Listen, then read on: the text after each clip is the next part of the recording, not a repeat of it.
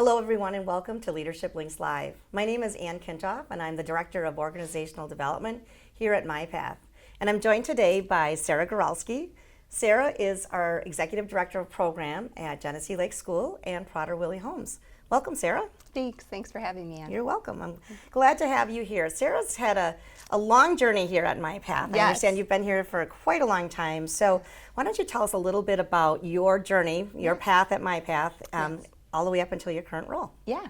So I started with MyPath in 1994. Okay. I was 14. I was a dishwasher in the kitchen. Wow. And it was my first job. And I actually worked there all through high school. And when I graduated, I started as a direct support professional, so working directly with the students. And I also started college at that time. So I went to pursue a degree in human services and psychology. Okay. And I worked pretty much throughout that entire process. And so it was a really nice experience to have direct sort of working knowledge, working with the students and applying it, while I was learning sort of in school. When I graduated college, I became a float supervisor, which was another really great and unique experience that I think was very beneficial, preparing me to be sort of a leader. And that position entailed filling in a lot of interim roles. So I could be a case coordinator for several months and then move on to a building coordinator, program supervisor. I would open programs, close programs. I had my interim substitution license, so I would do some stuff in the classroom. So that was a really, really fun and great learning experience for me. And so then about 10 or 12 years ago, I went from that supervisor role to a director role. And so at the time I was a program director, and that was a big leap.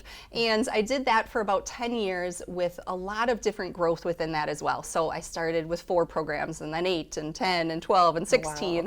And then 2 years ago, really went into this shared leadership position between Genesee Lake School and Prader-Willi Homes, and have been doing that ever since.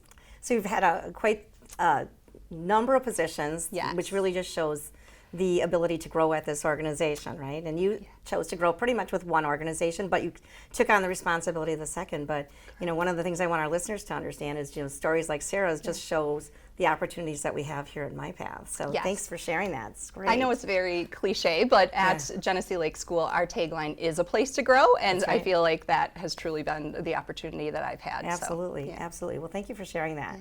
So throughout that time, especially in your role as a leader, what would you consider your greatest achievement? Yeah.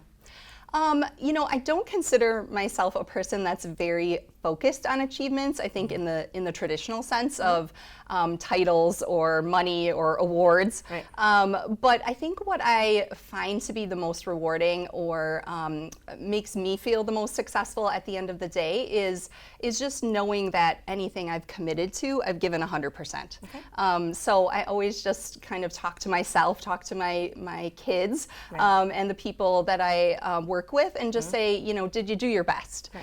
Did you do better today than you did yesterday? And if that's the case, then that's what I sort of define as achievement. Okay, great, thank you. So what would you consider maybe one of your biggest mistakes that you made in your path to leadership, and then what did you learn from it as well? Sure. I don't have one single big mistake that comes to mind, maybe fortunately, but I can say that I make mistakes every day. And I think, 20 years ago to today, I still make a lot of mistakes. And I think that the most important part to remember is that mistakes and failure are not the same thing, right? I think people get those confused, and then therefore they're afraid to make mistakes. And I think what I've come to be more comfortable with Right. is making mistakes and being okay with those. Right. And I think in addition to that, it's owning them, right? Saying I made this mistake. It's apologizing as a leader and as a parent. I think I also am not afraid to say I'm sorry, and really mean it, and really learn from the mistake, like you said, and grow. I think if you're not making mistakes, you're doing something wrong, and I also think that mistakes are really those things that cause the most growth. Right, absolutely. I've learned from many mistakes I've made as well, so I understand that, so thank you. Yeah. All right, so what is the best advice that you were given by somebody when you were an up-and-coming leader? You know, I love quotes and inspirational messages, and I'm a person that has 3 different quotes taped on my computer, and I have signs all around me and all of those kind of things. But when I think about the people that have made the most impact on me, or the things that have been the most inspiring, I don't think it is about words. I think it's about action. And I think back on my very long history and the people that were important to me, and those were people who showed true integrity, that their words and their action matched, right? And they weren't a leader that said, do as I say. They were a leader that, was do as I do. And those have been the most impactful in my life. Yeah.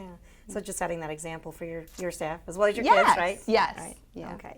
What did you learn the hard way when you first started managing people that you really wished you would have learned sooner? Oh gosh. I think it's really about being clear with your expectations. I learned quickly that people can't read my mind, that I might not be thinking about a situation the same way someone else is. And so the only way to be sure of that is to be really clear about the expectation. So make sure your expectation is clear, it's taught, it's realistic.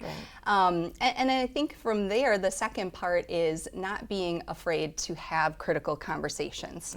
I think it's something that people are really uncomfortable with, and it takes a lot of practice. I don't know anyone who, it necessarily comes naturally to, but I think that avoiding them only prolongs sort of that growth and that progression. And so just don't be afraid to have them. I think the best advice when it comes to that is just really be genuine in your intent, and be curious. I think that the goal is to give critical feedback, but it's also to learn more about that person and the way they're thinking about the situation or the struggles they're facing with that situation.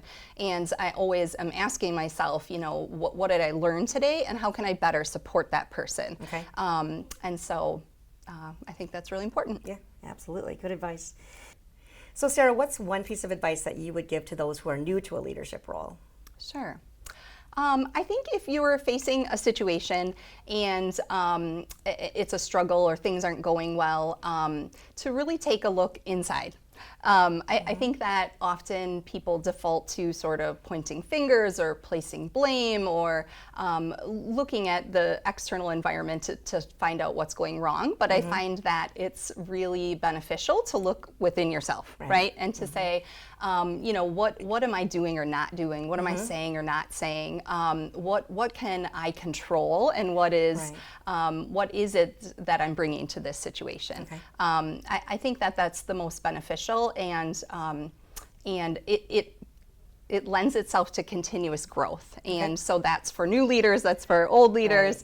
It's in a leadership environment, it's all about the people and the relationships. And you are the vehicle, you're the tool, you're a very intricate part of the success of how things go. And I think you just can't forget that.